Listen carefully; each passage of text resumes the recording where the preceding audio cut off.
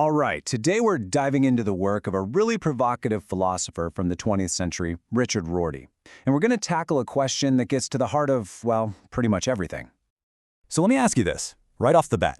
Is truth something that's just out there, waiting for us to find it, kind of like an explorer discovering a new island? Or is it something that we humans actually invent, with our language, our stories, our ways of seeing things? This is the big puzzle Rorty wants us to wrestle with. So, you've got these two big camps, right? On one side, the classic view. Truth is something we find. It's objective. It's real. It exists completely separate from us.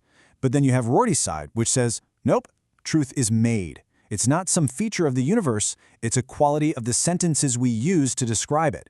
And that little switch, from found to made, well, that changes everything. Okay, so to really get what Rorty is trying to do, you first have to understand what he was trying to tear down. He had this great name for the traditional way of thinking. He called it the mirror of nature. This core idea is called representationalism. And look, for centuries, this was the main picture in philosophy. The idea was that our minds, or our language, should work like a giant, flawless mirror. The whole job was to polish that mirror, get it just right so that it gave us a perfect, crystal clear reflection of how the world really is, independent of us. Yeah, Rorty looked at all this and just said, nope, this whole project is a dead end. He literally called the search for a perfect mirror a nuisance. Why?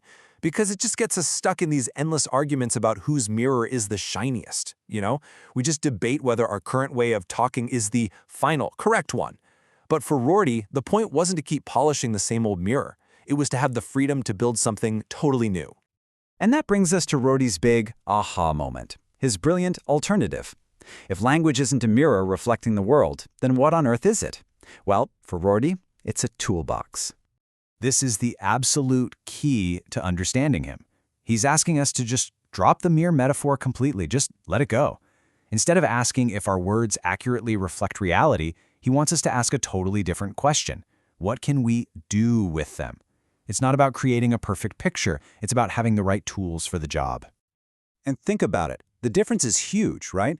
A mirror's job is totally passive. It just sits there and reflects. Its only goal is to get it right. But a tool, a hammer, a screwdriver, their job is active. You use them to build things, to fix things, to cope with the world.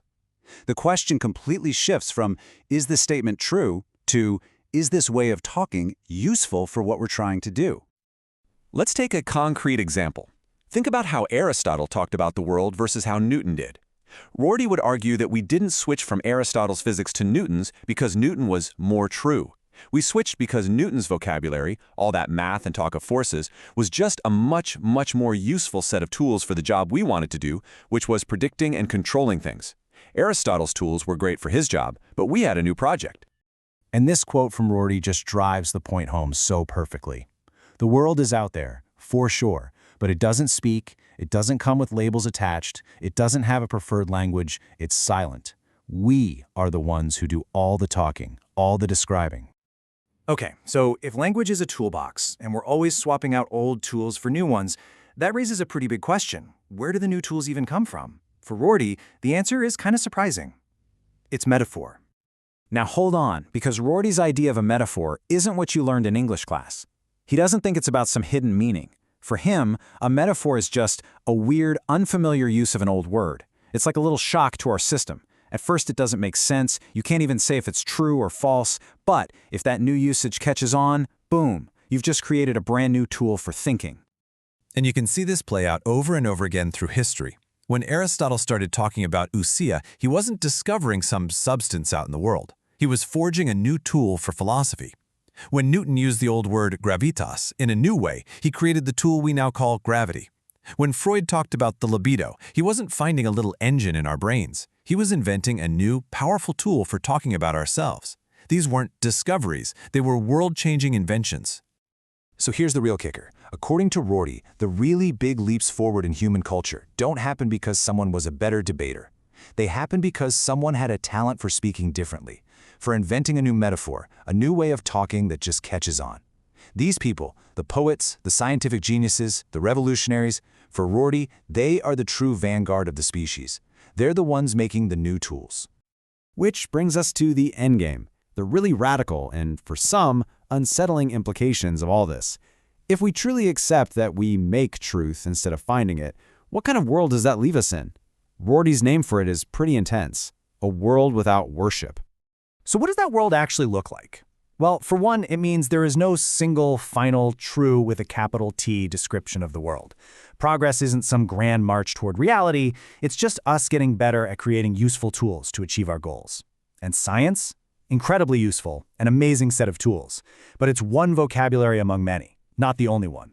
And maybe the most mind-bending part, all the things we think are so solid, our language, our conscience, our sense of community, are really just products of time and chance. They're historical accidents.